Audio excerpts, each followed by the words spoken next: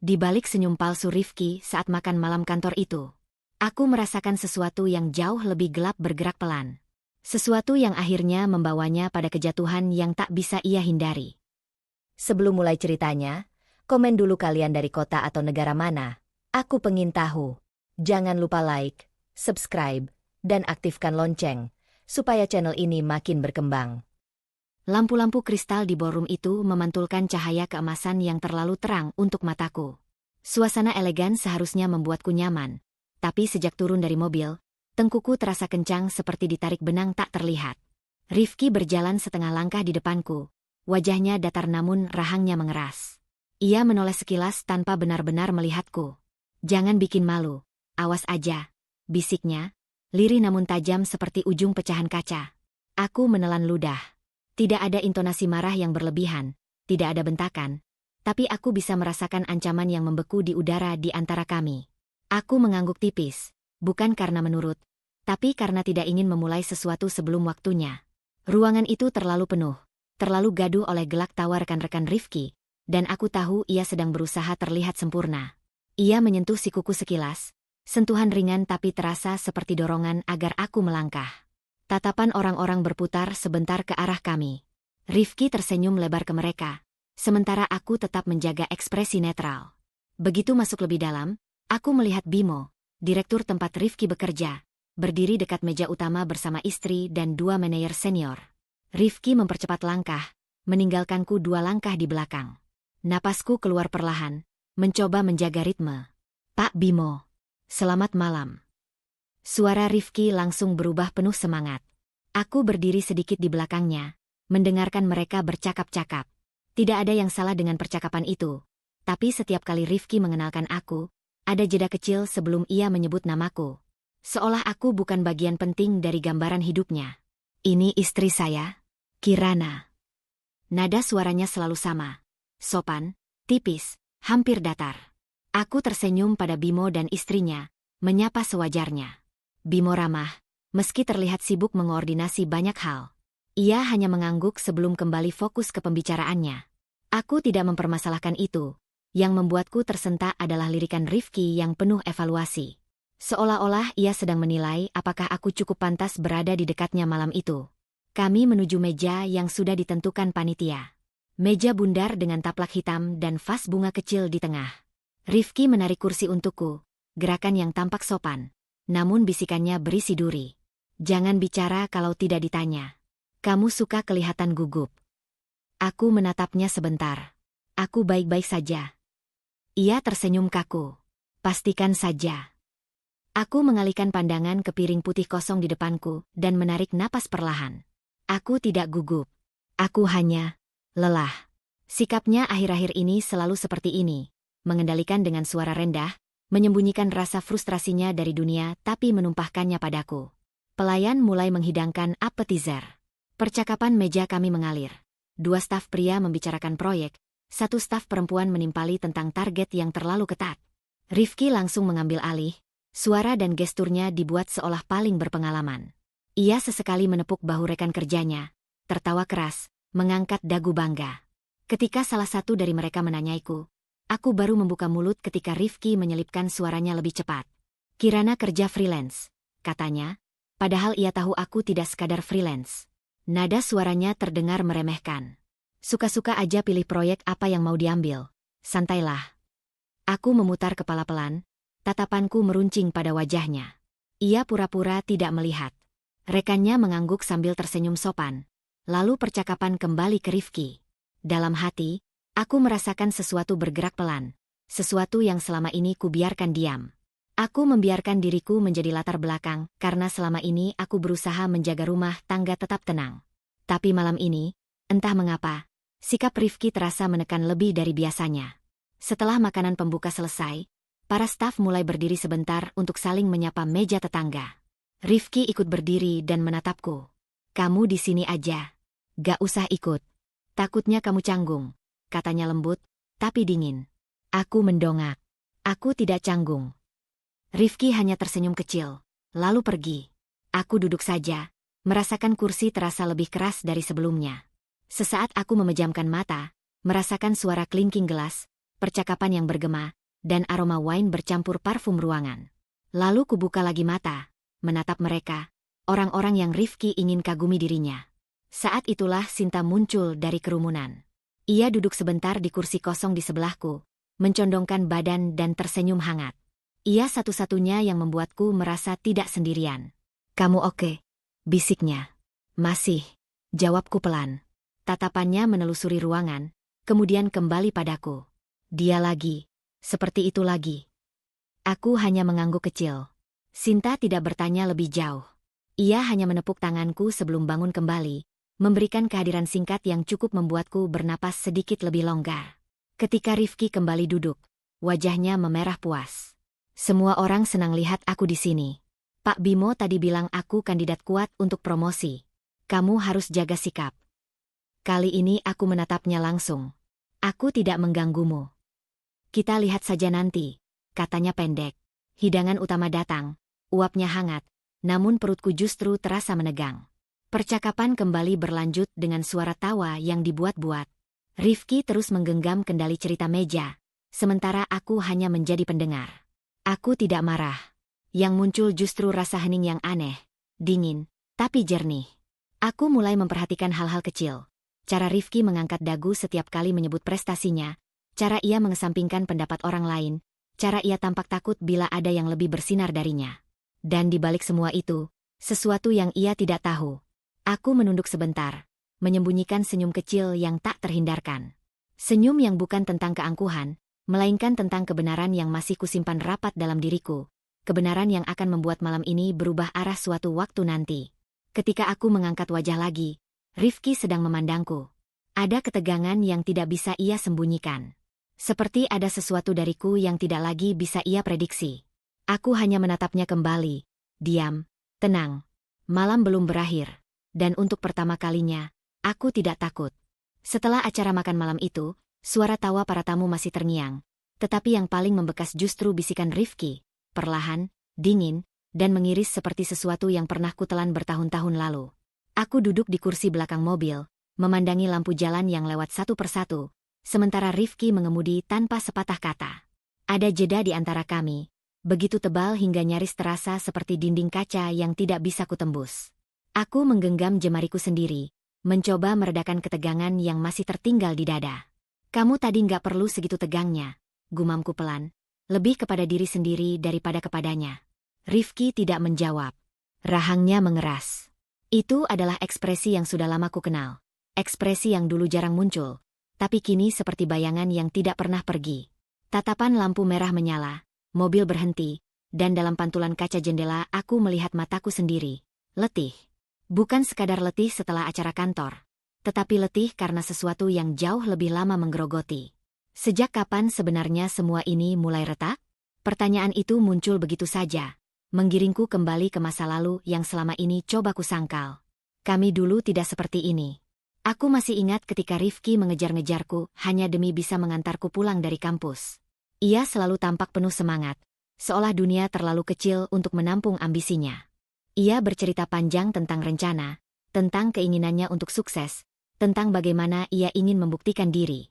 Aku jatuh cinta pada sisi dirinya yang itu, yang penuh tekad dan hangat sekaligus. Namun perubahan jarang datang seperti badai. Perubahan datang seperti rembesan kecil dari sisi jendela saat hujan. Tidak terlihat pada awalnya, sampai akhirnya karpet di seluruh ruang tamu basah tanpa sadar.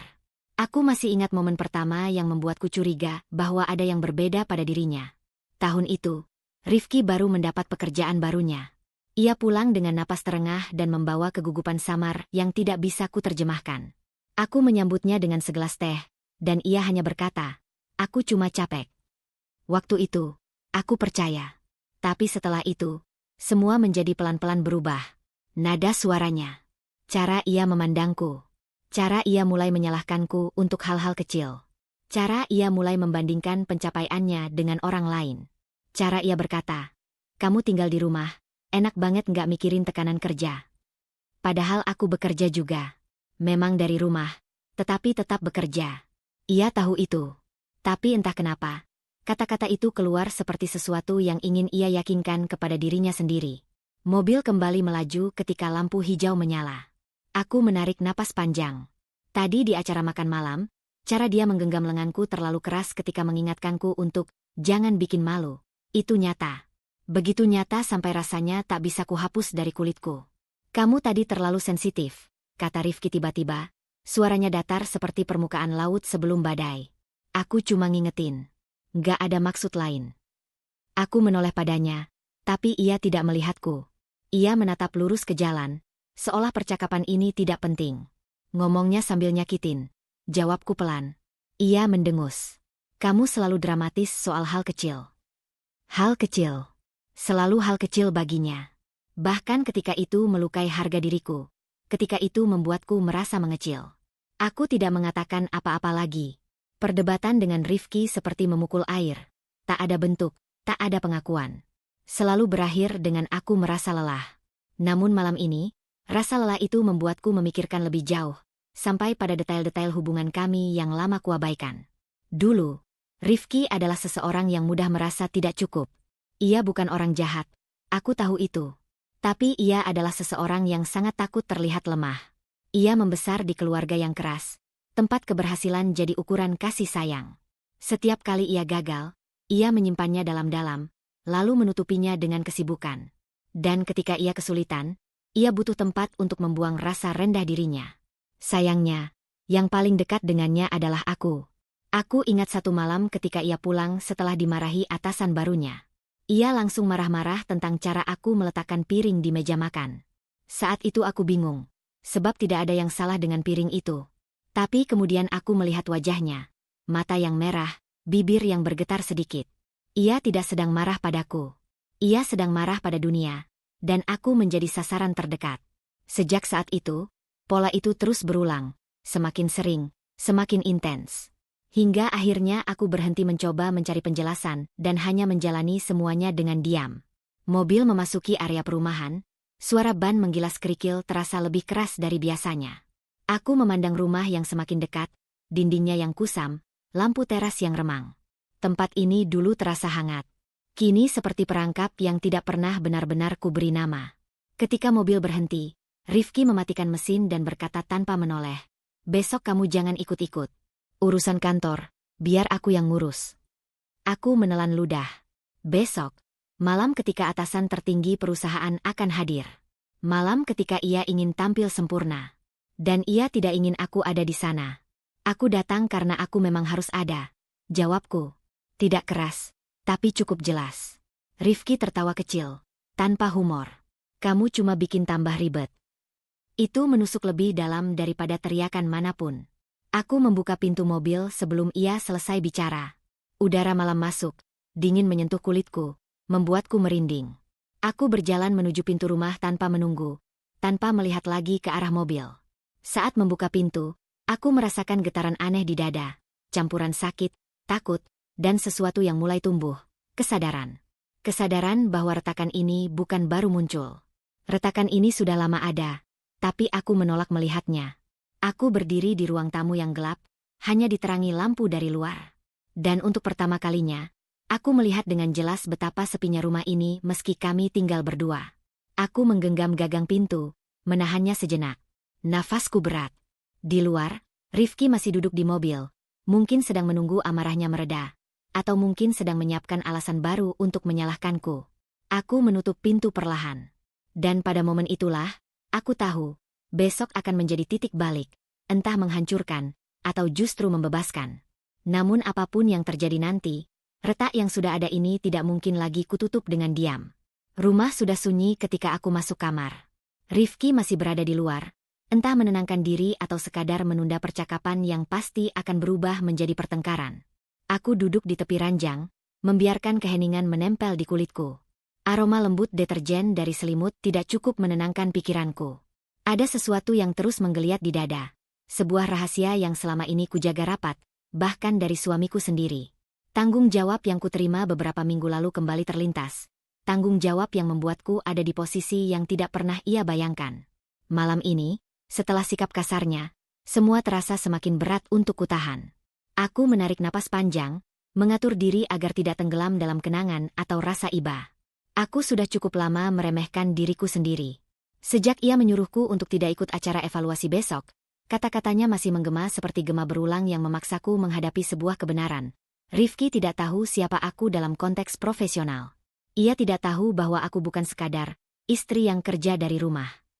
Ia tidak tahu bahwa aku adalah orang yang akan menilai performa divisi tempatnya bekerja. Satu-satunya kalimat pengingat yang muncul di pikiranku hanyalah saat ia mengatakan aku cuma bikin ribet. Kata-kata itu justru memantapkan batas di dalam diriku. Ia tidak layak mengetahui sesuatu yang bahkan tidak ia hargai. Aku berdiri dari ranjang dan berjalan ke meja kerja kecil di sudut kamar. Laptopku masih menyala, meninggalkan cahaya lembut. Di layar, dokumen-dokumen laporan yang tadi siang ku kaji masih terbuka. Grafik performa, catatan kehadiran, analisis produktivitas, termasuk catatan khusus mengenai Rifki, catatan yang harus kubuat secara profesional, tanpa dipengaruhi hubungan pribadi. Membacanya kembali membuat dadaku sesak. Tidak mudah bersikap objektif ketika orang yang kau nilai adalah seseorang yang dulu kau cintai sepenuh hati. Tapi tugasku menuntut itu. Aku memijat pelipis. Awalnya kupikir aku sanggup menjalankan ini tanpa konflik. Ternyata tidak. Ketika perusahaan menawarkanku posisi evaluator eksternal sementara untuk divisi Rifki, mereka tidak mengetahui statusku sebagai istrinya. Mereka hanya mengenalku dari proyek audit sebelumnya, reputasiku, dan hasil kerjaku. Aku menerima tugas itu dengan pertimbangan bahwa aku mampu bersikap profesional. Aku juga percaya, atau mencoba percaya, bahwa Rifki akan mampu melihatku sebagai mitra, bukan ancaman. Nyatanya, ia bahkan tidak pernah bertanya detail tentang pekerjaanku. Bukan karena percaya, melainkan karena menganggapnya tidak penting. Bibirku mengeras tanpa sadar. Aku menyandarkan tubuh ke kursi dan menatap langit-langit. Ada secercah rasa bersalah, benar. Tetapi ada pula rasa lega, karena untuk pertama kalinya dalam waktu lama, aku memiliki sesuatu yang benar-benar milikku, peran, posisi, kekuatan yang tidak bisa diremehkan. Dan besok, dalam ruang rapat besar itu, aku bukan istrinya. Aku adalah seseorang yang bertanggung jawab penuh untuk menilai performa seluruh tim, termasuk dirinya. Kupandangi file laporan performanya yang terakhir. Angkanya stagnan, bahkan menurun. Catatan sikapnya, tidak kooperatif dengan rekan satu tim, sulit menerima masukan, performa tidak stabil. Semua itu bukan penilaianku semata, data yang membuktikannya. Namun melihat nama itu, Rifki, tetap membuat perutku seperti diremas. Ketukan pintu yang pelan mengejutkanku. Rifki masuk tanpa menunggu jawaban. Wajahnya tampak kusut, seperti seseorang yang masih terjebak dalam sisa kemarahan. Kamu nggak tidur? Suaranya terdengar datar. Aku masih kerja, jawabku, tak mengalihkan pandangan dari layar. Ia memicingkan mata, berjalan mendekat. Besok tetap jangan ikut. Aku nggak mau kamu bikin salah ngomong atau salah sikap. Seolah aku anak kecil. Aku akhirnya menutup laptop secara perlahan, memastikan laporan itu tersimpan sempurna. Aku tahu kapasitas diriku, kataku. Aku tahu apa yang harus kulakukan. Ia mendesah keras. Kamu itu keras kepala. Dan kamu terlalu meremehkan. Kalimat itu lolos begitu saja, tanpa bisa kutarik kembali. Mata Rifki membesar sedikit, tapi bukan karena marah. Lebih seperti terkejut. Mungkin ia tidak menyangka aku akan menjawab dengan tegas. Biasanya aku memilih diam. Ia membuka mulut, tetapi tidak jadi bicara. Lalu ia berbalik dan keluar begitu saja, meninggalkanku dengan pintu yang tertutup lebih keras dari seharusnya. Aku menarik napas, membiarkan dadaku kembali menghangat dengan emosi yang lebih rumit. Aku sadar bahwa besok akan menjadi hari ketika seluruh rahasia yang kutahan perlahan mendekati permukaan. Hari ketika posisi sesungguhnya akan terlihat. Aku mematikan lampu kamar, lalu duduk di tepi ranjang dalam gelap. Cahaya dari luar menembus tirai tipis, menciptakan garis-garis samar di lantai. Jika ia tahu bagaimana reaksinya nanti, entah akan marah, malu, atau hilang kendali. Tetapi aku tidak bisa memikirkan itu terlalu jauh. Tugas adalah tugas. Integritas adalah hal terakhir yang masih kumiliki. Dan mungkin, diam-diam, bagian dari diriku ingin ia tahu. Bukan untuk membalas, tapi untuk mengingatkan diriku bahwa aku bukan lagi perempuan yang bisa ia tekan semudah dulu. Aku masih di sini, masih berdiri, dan punya kekuatan yang tidak bisa ia hancurkan hanya dengan kata-kata. Aku berbaring perlahan, menatap langit-langit yang gelap. Besok, dunia akan bergerak ke arah yang tidak bisa kuhentikan. Dan aku siap. Aku terbangun lebih cepat dari biasanya. Cahaya pagi yang menyelinap lewat celah tirai belum sepenuhnya menghangatkan kamar. Namun ketegangan di tubuhku membuatku sulit menutup mata lagi. Suara halus aktivitas di ruang tengah terdengar samar. Rifki sudah bangun. Entah sejak kapan, tapi ritme hidupnya selalu berubah setiap kali ia merasa terancam. Dan semalam, sikapku yang tegas jelas membuatnya gelisah. Aku bangkit dari ranjang dan berdiri sejenak, membiarkan bayangan kejadian beberapa hari terakhir melintas. Kata-katanya, tatapan menghakiminya, dan sikap menyepelekannya terus menempel seperti asap. Hanya satu kalimat pengingat yang timbul secara alami di pikiranku. Dia benar-benar percaya aku tidak berperan apa-apa. Perlahan aku berjalan keluar kamar. Di dapur, Rifki berdiri dengan punggung menghadapku. Wajahnya tampak tegang, tubuhnya sedikit membungkuk seperti seseorang yang menahan banyak pikiran sekaligus. Di meja, secangkir kopi sudah setengah habis, seolah ia minum tanpa sadar. Aku berangkat pagi-pagi, katanya tanpa melihat ke arahku. Suaranya datar, tidak ramah, tidak marah, hanya dingin. Ada persiapan rapat. Aku memperhatikan gerak tubuhnya. Tangannya gemetar sedikit saat menaruh gelas. Ia sedang merasa tidak aman, itu jelas. Dan setiap kali ia merasa begitu, ambisinya berubah menjadi sesuatu yang mengikis segalanya. Bahkan dirinya sendiri. Persiapan apa?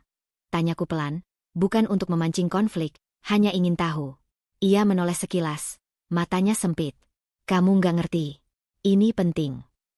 Nadanya menyerupai seseorang yang berusaha meyakinkan diri sendiri bahwa ia berada di atas segalanya. Padahal aku tahu ia sedang tertekan. Laporan performanya memang tidak baik. Dan meski ia tidak tahu aku evaluatornya, ia tahu posisinya di kantor sedang goyah. Ia hanya tidak ingin mengakuinya. Rifki mengambil tas kerjanya, lalu berjalan melewatiku. Bikin sarapan sendiri, katanya singkat. Aku tidak bergerak. Aku hanya memandang punggungnya yang menjauh. Caranya berjalan cepat, langkahnya yang tidak stabil, membuatku sadar betapa besar ketakutannya. Ambisi memang bisa mendorong seseorang untuk lebih keras bekerja. Tapi pada Rifki, ambisi itu berubah menjadi semacam bayangan gelap yang membungkus dirinya. Semakin ia merasa tidak cukup, semakin ia menekan segalanya. Pekerjaannya, lingkungan, dan aku. Ketika pintu tertutup, aku menghela napas, kemudian duduk di kursi dekat meja makan. Rumah terasa begitu sunyi. Menjelang siang, aku kembali duduk di depan laptop. Laporan evaluasi sudah lengkap, tapi aku membuka dokumen itu lagi. Aku perlu memastikan semuanya objektif. Bukan karena Rifki suamiku, bukan karena ia menyakitiku, tapi karena profesionalisme adalah hal yang selalu kujaga. Dan aku tahu siapa diriku sebelum menjadi istrinya.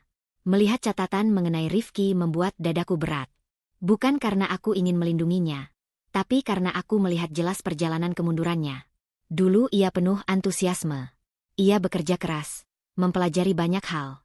Ia pernah pulang dengan senyum lebar, membawakan makan malam sambil bercerita bahwa atasannya memuji presentasinya. Aku ingat bagaimana matanya berbinar. Namun setelah beberapa tahun, sesuatu berubah. Ambisinya tumbuh, tapi bukan ambisi yang sehat. Ia ingin dihormati tanpa bekerja ekstra.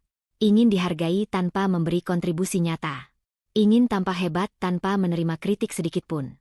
Setiap kali ada orang yang lebih kompeten, ia merasa terancam. Setiap kali seseorang memberi saran, ia menganggapnya sebagai serangan. Termasuk saran-saranku, yang dulu pernah ia minta. Kuperhatikan kembali bagian laporan yang menjelaskan penurunan sikapnya. Semua tertulis dengan jelas. Sulit menerima masukan, cenderung menyalahkan rekan satu tim, kualitas kerja tidak stabil terutama saat ditekan. Ini bukan hal yang tiba-tiba muncul. Ini hasil dari sesuatu yang sudah lama ia pelihara. Rasa tidak cukup yang ia sembunyikan dengan kesombongan. Aku menutup file sejenak dan menyandarkan tubuh. Emosi bercampur. Sedih, marah, kasihan.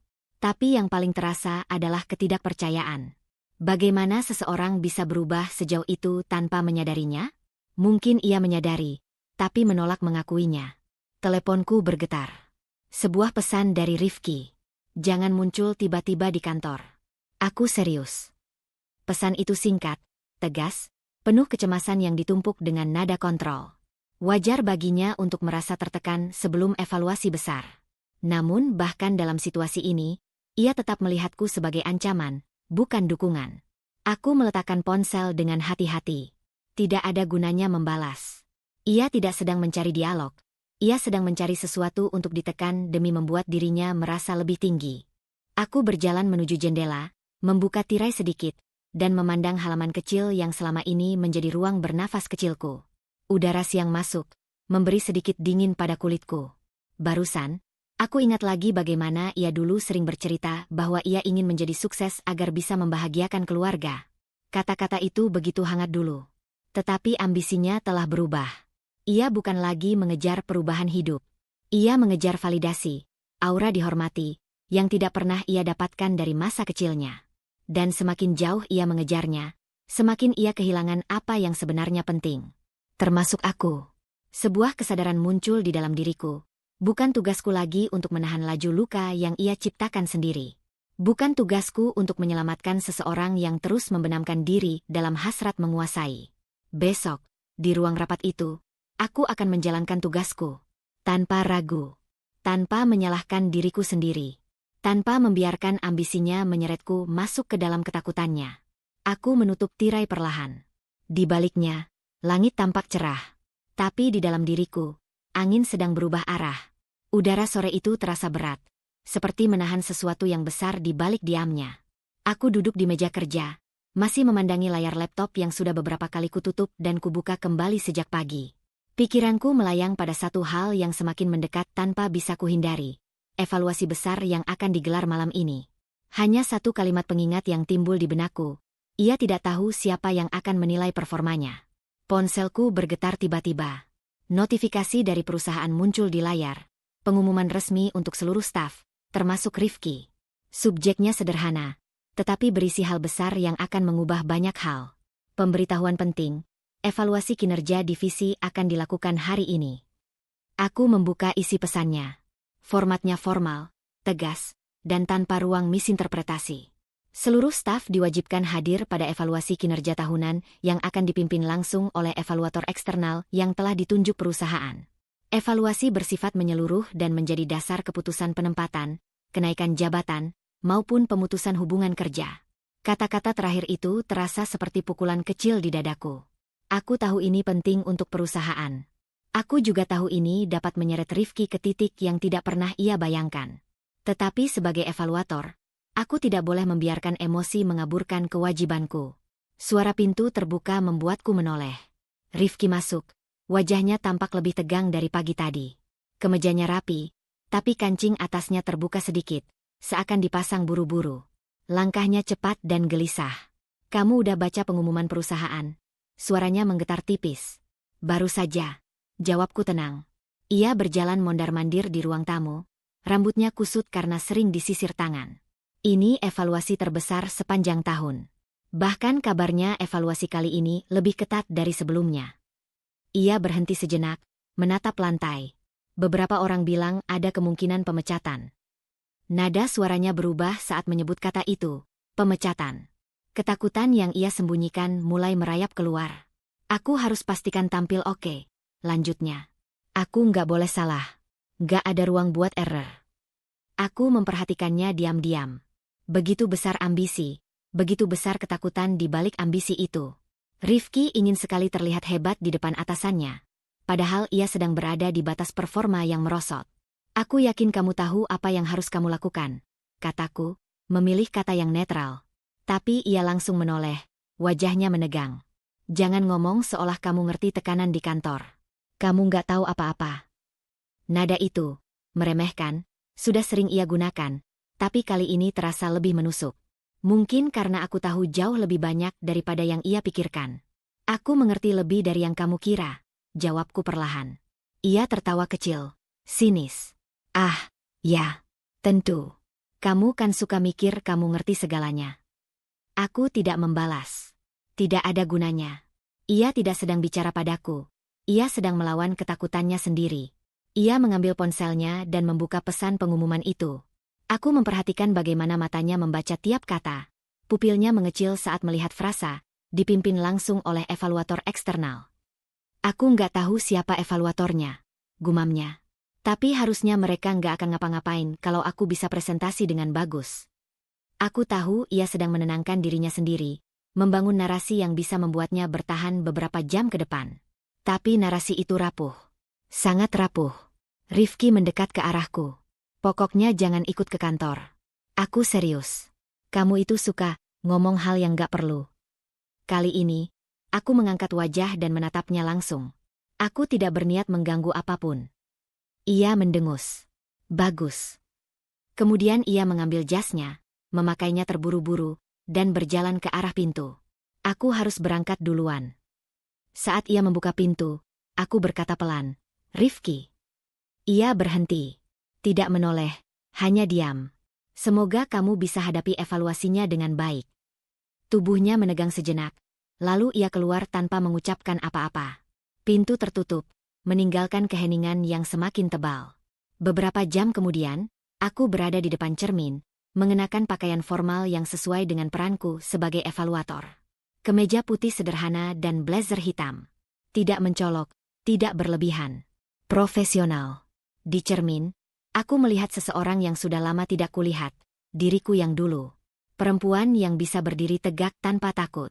Perempuan yang tidak mudah diabaikan. Ketika aku mengambil tas kerjaku, ponselku kembali bergetar. Pesan dari Rifki. Jangan datang. Hanya 2 kata. Penuh kepanikan yang disamarkan dengan perintah. Aku menyimpan ponsel ke dalam tas tanpa membalas. Di lobi perusahaan, suasana sudah tegang. Suara langkah karyawan terdengar cepat, terburu-buru. Dalam perjalanan menuju ruang rapat utama, aku bisa merasakan atmosfer yang berbeda dari sebelumnya. Lebih berat, lebih serius. Evaluasi kali ini bukan rutinitas tahunan. Ini titik penentuan. Aku menyentuh gagang pintu ruang rapat dan menahan napas sejenak. Begitu pintu terbuka, ruangan itu sunyi. Semua mata tertuju ke depan. Rifki, yang berdiri di antara barisan staf, menoleh. Ia melihatku. Wajahnya berubah membeku. Matanya melebar kejut. Warna di wajahnya memudar seperti seseorang yang baru menyadari jurang di bawah kakinya. Dan pada detik itu, seluruh ketegangan yang selama ini ia sembunyikan, seluruh ambisi yang ia bangun dengan goyah, retak tanpa suara. Aku melangkah masuk. Dan Rifki tahu, tanpa perlu satu kata pun, bahwa seluruh hidupnya baru saja berubah. Aku pulang lebih dulu sore itu. Rasanya asing. Karena biasanya Rifki yang tiba di rumah dengan langkah berat namun penuh percaya diri. Sekarang, sejak pengumuman evaluasi besar diumumkan di kantornya, dan dia tak tahu bahwa aku salah satu evaluator eksternal, rumah ini seperti menahan napas. Dinding-dindingnya, jauh lebih peka daripada manusia, seperti bisa membaca jarak di antara kami. Aku menyalakan lampu ruang tamu. Kuningnya hangat, tapi tidak cukup untuk meredakan ketegangan di ulu hatiku. Tas kutaruh pelan di sofa. Langkah-langkahku teratur sengaja, mencoba menjaga ritme napas. Tapi tetap saja, jantungku memukul-mukul dari dalam. Sejak babak baru kekuasaan itu bergeser, aku melihat sesuatu dalam diriku yang dulu tidak pernah muncul. Keberanian yang tidak lagi butuh izin. Pintu terbuka keras. Rifki masuk dengan suara bantingan yang membuat bingkai foto bergetar. "Apa kamu sengaja pulang cepat cuma untuk menatapku dengan cara seperti itu?" Tanyanya sinis sambil melepas sepatu begitu saja. Aku tidak melihatnya seperti apapun, sebenarnya. Namun dia sudah mencari musuh sebelum menemukan penyebab. Ini bukan pertama kalinya. Tapi malam ini, nadanya lebih panas. "Aku cuma pulang," jawabku tenang. "Kamu pulang cepat pas hari ini?" "Kebetulan sekali." Dia tertawa pendek, pahit. "Pasti kamu senang, ya? Evaluasi besar. Semua orang pada panik. Kamu tampak terlalu tenang untuk seseorang yang suaminya mungkin akan terancam." Aku menelan ludah. Satu kalimat kecil, namun syarat tekanan, terancam. Ada bagian dalam diriku yang ingin bilang, wajar kau terancam, Ki. Selama ini kamu membangun reputasi dari meminjam tenaga orang lain. Tapi aku menahan. Bukan karena takut, melainkan karena ini bukan saatnya bicara sembarangan.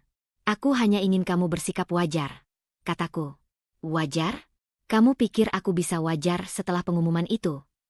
Rifki berjalan ke meja, menaruh tas kerjanya dengan lebih keras daripada perlu. "Selama ini aku yang menanggung rumah ini. Aku yang bekerja mati-matian, tapi kamu duduk santai dan seolah menikmati saat semuanya di kantorku terguncang." Nada itu kembali. Nada lama yang selama bertahun-tahun menempatkanku di bawah kakinya. Aku menarik napas, menahan gemetar yang hampir naik ke bahu. Aku tidak menikmati apapun, Rifki. Aku hanya tidak ingin kita bertengkar terus. Jangan akting, Kirana. Matanya menyipit. Aku ingat persis bagaimana kamu menatapku beberapa hari lalu, ketika aku cerita soal rumor evaluasi. Kamu terlihat terlalu tahu. Tubuhku menegang seketika. Tapi aku tetap memegang kendali ekspresiku. Rumor evaluasi sudah lama beredar, Ki. Semua orang tahu. Jangan bohong, suaranya naik. Aku tahu kamu menyembunyikan sesuatu dariku. Belakangan ini kamu beda. Kamu lebih keras, lebih berani membantah. Dari mana semua itu tiba-tiba muncul? Tiba-tiba kamu mulai punya pendapat dan berani membalas kata-kataku. Dari keberanian yang kamu kubur bertahun-tahun, jawabku dalam hati. Dari luka-luka kecil yang kamu anggap tak terlihat. Aku hanya tidak mau terus dibentak setiap hari, ucapku jujur. Ia mendekat, langkahnya cepat. Bukan menyerang, tapi cukup membuatku mundur setengah langkah ke belakang. Kamu pikir aku membentak? Kamu pikir aku ini apa? Monster? Aku bekerja, Kirana. Tekanan itu nyata. Aku tahu, jawabku pelan. Tapi kamu tidak bisa terus melampiaskannya ke aku. Rifki terdiam sepersekian detik, tapi bukan karena merenung. Lebih seperti tersentak oleh keberanianku. Matanya bergerak cepat seolah mencoba menghitung ulang posisi kami dalam hubungan ini, posisi yang dulu selalu condong ke arah dirinya. Apa ini karena promosi kamu? Ia mendesis. Atau karena tugas baru kamu itu? Aku kaku. Ia belum tahu detailnya, tapi intuisinya tajam saat sudah terpojok. Tugas apa? Kamu tidak pernah cerita. Lanjutnya, mencurigai setiap inci wajahku. Aku belum sempat menjelaskan, kataku. Oh, tentu. Selalu belum sempat. Tapi kamu sempat pulang cepat. Kamu sempat bersikap misterius. Kamu sempat. Rifki. Suaraku memotongnya, lebih tegas daripada yang kumaksud. Cukup. Ia tercengang. Kata itu tidak pernah keluar dari mulutku dalam belasan tahun hubungan kami. Cukup. Senyum miring muncul di bibirnya. Senyum yang tidak lucu sama sekali. Kirana, apa kamu lupa siapa yang kamu hadapi? Aku memandangnya. Bukan dengan ketakutan. Tapi dengan rasa yang lebih berat. Kesadaran pahit atas semua yang selama ini kutelan. Aku tidak lupa, jawabku. Justru karena aku ingat semuanya. Aku tahu kita tidak bisa terus begini. Udara berubah dingin. Rifki melipat tangannya, seolah menahan tubuh dari jatuh, atau dari menyerang. Tentu, kamu pasti merasa kuat sekarang. Tatapannya menusuk. Sampai kapan? Sampai kamu sadar bahwa posisi kamu tidak sekuat yang kamu kira. Aku menggeleng pelan. Aku tidak sedang bersaing denganmu. Tapi kamu tidak akan menang, Kirana. Suaranya tenang, tapi mengandung bara. Kalau kamu pikir kamu bisa membuatku jatuh. Aku mengangkat wajah. Untuk pertama kalinya, aku tidak menyusut. Aku tidak ingin kamu jatuh, Rifki, kataku. Aku hanya ingin kamu melihat dirimu dengan jujur. Ia menoleh. Napasnya semakin berat. Kedua bahunya naik turun, memerangkap amarah yang tidak lagi bisa sembunyi. Aku tidak butuh ceramahmu, katanya tajam. Dan mulai hari ini, jangan ikut campur dalam urusan kantor. Aku merasakan sesuatu di dadaku retak halus, tapi bukan karena takut. Lebih seperti pengakuan bahwa garis batas di antara kami akhirnya terlihat jelas. Aku tidak ikut campur, bisikku. Tapi aku juga tidak bisa mundur dari tanggung jawabku. Rifki memicingkan mata. Apa maksudmu? Aku tidak menjawab. Bukan saatnya. Dan sebelum ia sempat menuntut lebih, aku melangkah melewatinya menuju kamar. Setiap langkah terasa seperti menyeberangi lapisan tipis antara perang yang tertunda dan perang yang tak terhindarkan. Saat kusentuh gagang pintu, aku tahu. Ada api yang mulai menyala di balik rumah ini, dan aku tidak lagi berniat memadamkannya sendirian. Pagi itu rumah terasa seperti ruang hampa. Sunyi, namun penuh sisa panas dari pertengkaran malam sebelumnya. Saat aku turun ke dapur, jejak amarah Rifki masih menggantung di udara, seolah suara-suara yang belum selesai menghakimi. Tapi tidak ada lagi getar takut di dadaku.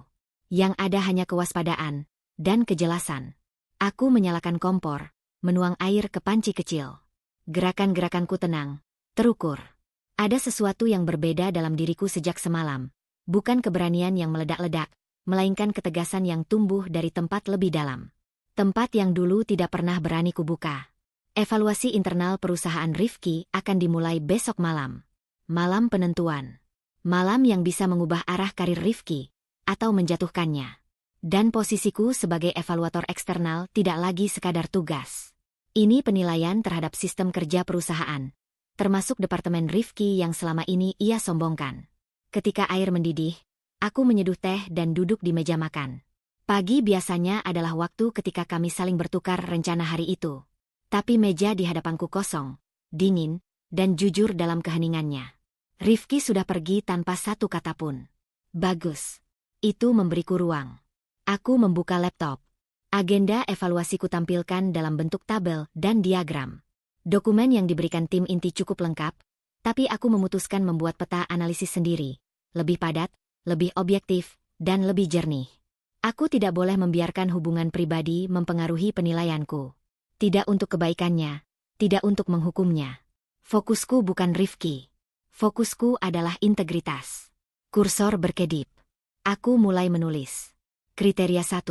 Transparansi kerja tim. Tanganku bergerak cepat. Setiap kalimat kutulis dengan hati-hati, menghindari pendapat emosional. Aku harus menjadi Kirana yang profesional, bukan Kirana yang terluka. Suara notifikasi terdengar dari ponsel di meja. Pesan dari Rifki, singkat, dingin, dan terasa seperti perintah. Jangan ikut campur soal evaluasi.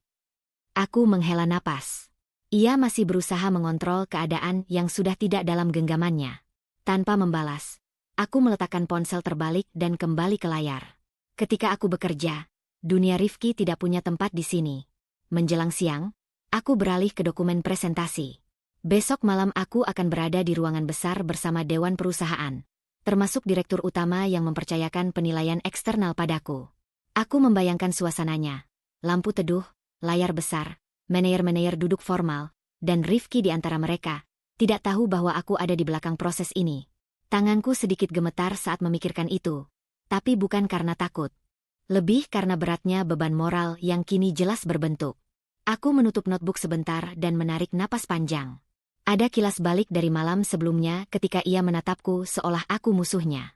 Seolah keberanian kecilku adalah ancaman. Apa kamu lupa siapa yang kamu hadapi? Kata-katanya masih membekas, tapi tidak lagi membuatku ciut. Justru menjadi pengingat betapa jauhnya ia telah tersesat dalam ambisinya sendiri. Aku tidak sedang berperang. Gumamku pada diri sendiri. Ini hanya tugas. Aku mengulang kalimat itu beberapa kali sampai tubuhku rileks. Lalu aku kembali bekerja. Sore hari, aku mengambil satu folder tebal dari rak buku. Semua catatan praevaluasi tertata rapi, tapi aku memilih beberapa poin yang paling kritis untuk diperdalam. Aku menyusun skenario pertanyaan yang akan muncul dalam rapat, tidak hanya dari sisi teknik, tapi juga sikap. Orang-orang akan menguji keteguhanku. Aku harus siap menghadapi mereka tanpa goyah. Laptop, folder, catatan kecil. Semuanya kumasukkan ke tas kerja hitamku. Sebuah tas yang dulu kubeli hanya untuk pertemuan rutin, tapi sekarang terasa seperti perlengkapan tempur. Sebelum menutup resleting, sesuatu membuatku menahan gerakan. Foto kecil terselip di kantong samping. Aku dan Rifki beberapa tahun lalu, tersenyum tanpa beban, duduk di pinggir sungai saat liburan pertama kami. Wajahku terlihat ringan, mataku penuh percaya. Wajah Rifki masih lembut, belum keras oleh ambisi yang menggerus dari dalam. Aku menatap foto itu beberapa detik. Ada bagian dalam diriku yang berduka, karena hubungan yang patahnya tidak tiba-tiba, melainkan retak yang bertahun-tahun dibiarkan. Kupindahkan foto itu ke laci, menutupnya perlahan. Aku tidak perlu membawanya malam besok. Menjelang malam, aku berdiri di depan cermin kamar. Bukan untuk berdandan, tetapi untuk menilai bahasa tubuhku. Pundakku harus lurus, tatapanku tegas, bukan ragu. Aku mempraktikkan sapaan formal, memperbaiki intonasi, memperbaiki gestur tangan agar tidak terlalu gugup. Sulit dipercaya bahwa dulu aku sering membiarkan Rifki mengoreksi caraku berbicara, bahkan ketika aku sebenarnya sudah benar. Hari ini aku mengoreksi diriku sendiri, bukan untuk menyenangkan seseorang, tapi untuk memastikan aku layak berdiri di ruangan itu. Saat sedang menyelaraskan napas, pintu depan terdengar terbuka. Langkah Rifki pulang, berat dan tergesa-gesa. Aku tidak bergerak dari tempatku. Tidak perlu lari untuk menghindari badai. Tak lama kemudian ia muncul di doorway kamar, berdiri bersandar pada kusen. Tatapannya memindai ruangan, lalu pindah ke aku. Aku lihat kamu sibuk. Tone-nya datar, tapi menyimpan tanya yang tidak ia ucapkan. Aku mempersiapkan pekerjaanku, kataku sederhana. Rifki berjalan masuk perlahan, seolah mencoba menilai suasana. Besok akan berat. Banyak orang di kantor gelisah, termasuk aku. Iya, jawabku singkat. Apa kamu akan ikut hadir? Pertanyaan itu samar, tapi aku tahu bukan sekadar basa-basi. Ia mencoba mengendus petunjuk. Belum tentu, kataku, menjaga nada tetap ringan. Rifki mengangguk pelan, tapi sorot matanya berubah waspada. Apapun yang terjadi besok, jangan lakukan sesuatu yang membuat keadaan makin rumit. Aku menatapnya lewat cermin. Bayanganku dan bayangannya hampir saling bersentuhan. Aku hanya melakukan tugasku, balasku. Aku serius, Kirana.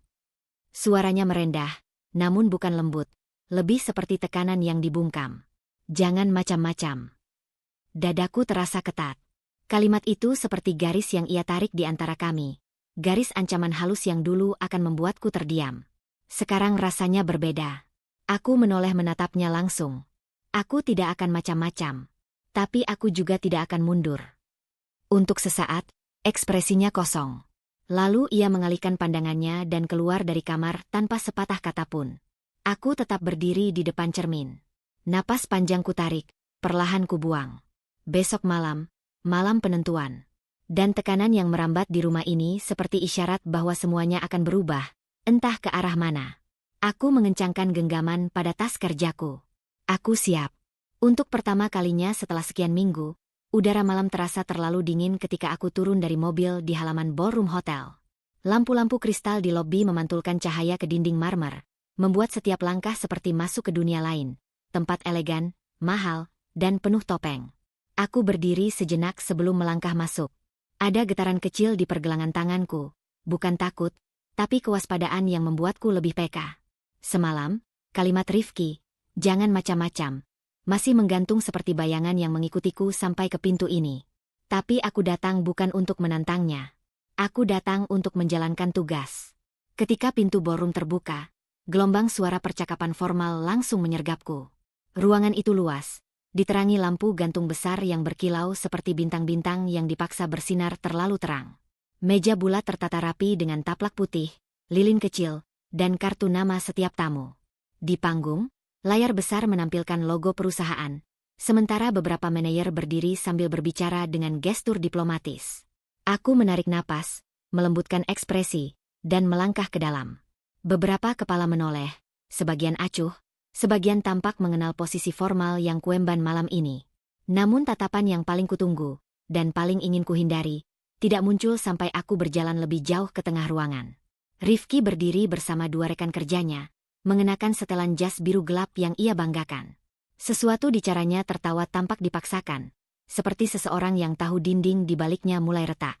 Ketika ia melihatku, bahunya menegang sepersekian detik sebelum ia menyembunyikannya di balik senyum sopan. Ia menghampiriku dengan langkah cepat namun terkontrol. Citra adalah mata uang utamanya, dan malam ini ia tidak akan membiarkan siapapun melihat celahnya. Kirana, ujarnya dengan nada terukur, kamu datang. Nada itu seperti permukaan kaca, licin, mengkilap, dan penuh peringatan. Matanya menyapu penampilanku singkat, lalu kembali pada topeng formalnya. Tentu, jawabku. Aku harus hadir. Ia mengangguk, tapi sorot matanya menajam. Aku tidak menyangka kamu akan masuk sebelum acara dimulai. Aku lebih suka mempersiapkan diri sejak awal. Rifki menahan napas singkat. Aku bisa melihatnya. Ia membaca tiap kata seperti memeriksa kode rahasia. Ketidakpastian membuatnya gelisah. Salah satu rekan Rifki memanggilnya dari meja sebelah. Ia tersenyum sekilas padaku, senyum yang tidak pernah sampai ke matanya. Aku kembali sebentar. Katanya, jangan pergi kemana-mana. Aku tidak menjawab. Dan ia berlalu. Aku mengambil segelas air putih dari petugas yang lewat. Tanganku masih stabil. Ruangan terasa penuh kehidupan. Tapi bagiku justru sebaliknya. Terlalu banyak suara yang sengaja dibuat, terlalu banyak senyum yang dipoles. Sebuah panggung sosial. Aku berjalan perlahan, memerhatikan setiap detail. Meja-meja tersusun dalam lingkaran besar. Para tamu, dengan setelan dan gaun terbaik, sedang berbicara tentang hal-hal ringan meski matanya sesekali melirik papan pengumuman jadwal acara. Ada kegelisahan di bawah semua kemewahan ini. Semua orang tahu evaluasi besar malam ini akan menentukan banyak hal. Dan Rifki, dia pasti tahu peran yang akan kubawa. Atau minimal ia mencurigainya. Ketika aku berputar dari sisi ruangan, tiba-tiba aku merasakan tatapan kuat dari jauh. Rifki berdiri agak jauh, seolah mengawasi dari kejauhan, mencoba menilai setiap langkahku, menghitung, memprediksi, mengantisipasi. Kami punya sejarah terlalu panjang untuk pura-pura bahwa ini hanya acara biasa. Aku menatapnya balik, tidak menghindar. Dan untuk sesaat, ia tampak kehilangan kata-kata, meskipun hanya dalam ekspresi. Kemudian ia mengalihkan pandangan, berpura-pura melanjutkan percakapan dengan rekannya. Acara mulai mendekati jam utama, para tamu mulai duduk. Aku mencari tempat dudukku di bagian depan, tidak jauh dari meja direksi. Kursinya sudah diberi tanda dengan namaku, Kirana A. Pradipta, evaluator. Nama itu seperti garis pemisah yang jelas antara masa lalu dan malam ini. Ketika aku menarik kursi dan duduk, aku bisa merasakan perubahan atmosfer. Beberapa manajer melirikku, seolah ingin memastikan posisi dan tujuanku. Tidak ada yang menyapaku secara langsung. Mereka menjaga jarak, mungkin karena tahu posisiku membuat mereka harus bersikap hati-hati.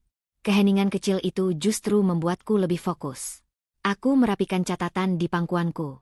Halaman-halaman kertas terasa dingin di jemariku, namun justru memberi stabilitas. Ini dunia yang aku kuasai. Musik lembut mulai berhenti ketika lampu meredup perlahan. Seorang pembawa acara naik ke panggung, memulai sambutan. Aku menatap panggung, tapi sudut mataku menangkap Rifki berjalan ke tempat duduknya. 2 meja dari tempatku, posisi manajer senior. Ia duduk dengan punggung terlalu tegak, dada mengembang seperti seseorang yang menahan napas panjang. Dari jarak itu saja aku bisa melihat ketegangannya. Dan aku menyadari sesuatu. Ia bukan hanya takut tentang evaluasi. Ia takut padaku. Bukan karena aku mengancam secara langsung, tapi karena aku tidak bisa lagi ia kendalikan. Lampu kembali terang sejenak ketika hidangan pertama mulai disajikan. Suasana tampak elegan, piring porselen, aroma lembut saus putih, percakapan kecil yang dipaksakan terdengar di sana-sini.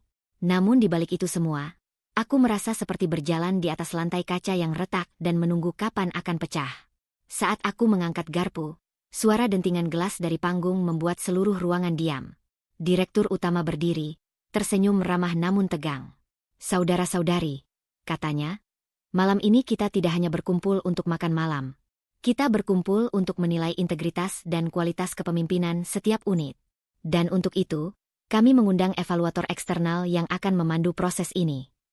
Ruangan menegang. Beberapa kepala mulai berputar, mencari sosok yang disebut. Rifki menyandarkan diri, ekspresinya berubah waspada. "Beliau sudah hadir sejak awal acara," lanjut sang direktur. "Seseorang yang kami percaya untuk memberikan penilaian objektif. Silakan berdiri." Jantungku berdegup sekali, pelan tapi kuat. Kirana A. Pradipta. Kursiku bergeser ringan saat aku berdiri. Suara berbisik kecil langsung meledak di seluruh ruangan. Tatapan-tatapan terpaku padaku seperti cahaya sorot panggung yang terlalu terang. Dan di meja 2 baris di depanku, Rifki menegang seperti batu. Wajahnya kehilangan warna, matanya membesar, rahangnya mengeras. Pandangannya menancap padaku. Shock. Tak percaya. Tak siap. Sebuah retakan besar terjadi di wajahnya. Retakan yang tidak bisa disembunyikan. Aku menahan napas singkat, lalu berdiri tegak. Dan itulah saat ketegangan malam itu benar-benar memuncak. Nama itu, namaku, masih menggema di udara ketika Bimo menurunkan tangannya dari mikrofon. Suaranya barusan terdengar jelas, stabil, dan tanpa keraguan. Tapi dampaknya seperti petir yang menghantam ruangan yang sedari tadi hanya menunggu percikan kecil untuk meledak. Aku tetap berdiri, menjaga napas tetap rata. Rasanya seperti berada di tengah lingkaran cahaya yang terlalu terang. Sementara bayang-bayang orang-orang di sekelilingku tampak memanjang, berubah bentuk, dan menunggu apa yang akan terjadi. Tatapan mereka menusuk dari segala arah. Beberapa terkejut, beberapa bingung. Sebagian tampak tidak nyaman, seperti menyadari konsekuensi dari evaluasi yang selama ini mereka kira hanya formalitas. Namun tatapan yang paling berat datang dari satu arah. Rifki. Ia seperti tidak bisa memilih apa yang harus dilakukan terlebih dahulu. Mengatur topengnya, menghitung risiko, atau memproses kenyataan bahwa istrinya sendiri akan menilai ruang kerja yang ia pimpin. Pundaknya menegang, rahangnya mengeras, matanya membeku pada sosokku tanpa kedip. Dan untuk pertama kalinya, aku melihat ketakutan yang tidak ia tutupi. Ketakutan yang bukan berasal dari pekerjaannya, tapi dari kehilangan kendali. Bimo meminta ruangan kembali tenang, tetapi suasananya masih jauh dari tenang. Suara lirih percakapan kecil terdengar di sudut-sudut, seolah semua orang mencari kepastian dalam ketidakpastian baru ini. Cahaya lampu kristal yang semula tampak hangat sekarang terasa seperti cahaya ruangan operasi. Dingin, telanjang, dan terlalu jujur. Aku duduk perlahan. Detik kecil itu terasa panjang, seperti langkah pertama ke panggung yang tidak bisa kutinggalkan begitu saja. Kursi di bawahku dingin. Aku melirik sekilas ke arah Rifki. Ia menatapku, tidak berkedip, seakan berusaha menemukan penjelasan di wajahku. Tapi aku tidak memberinya apapun. Ini bukan tentang kami. Ini tentang tugas. Dan itu justru membuatnya semakin gelisah. Bimo kembali berbicara di panggung, memberi konteks singkat mengenai proses evaluasi malam ini, tahap presentasi, sesi tanya-jawab, serta penilaian langsung terhadap kualitas kepemimpinan dan transparansi kerja setiap manajer. Suaranya tegas namun tidak berlebihan, seperti seseorang yang memegang penuh kendali atas acara ini. Aku mendengarkan dengan fokus, tapi bagian dalam diriku menegang lebih kuat. Aku tidak perlu mengulang peringatan pada diri sendiri. Kerja adalah kerja. Profesionalisme harus menjadi garis batas yang kutegakkan, apapun yang terjadi. Namun aku juga tidak bisa membohongi diriku sendiri, bahwa Rifki ada di antara nama-nama yang akan dianalisis malam ini. Ketika Bimo menyebutkan unit Rifki sebagai salah satu yang akan mendapatkan sorotan khusus, aku melihat Rifki menarik napas tajam. Gerakannya kecil, tapi cukup bagiku untuk mengenalinya. Tubuh seseorang tidak pernah bisa sepenuhnya berbohong. Aku ingin memastikan bahwa setiap penilaian dilakukan secara jujur dan transparan, kata Bimo. Ibu Kirana akan memimpin sesi utama setelah makan malam berlangsung. Seketika itu suasana ruangan berubah lagi, lebih padat, lebih tebal, seperti udara pun menahan napas. Aku menatap piringku yang masih penuh.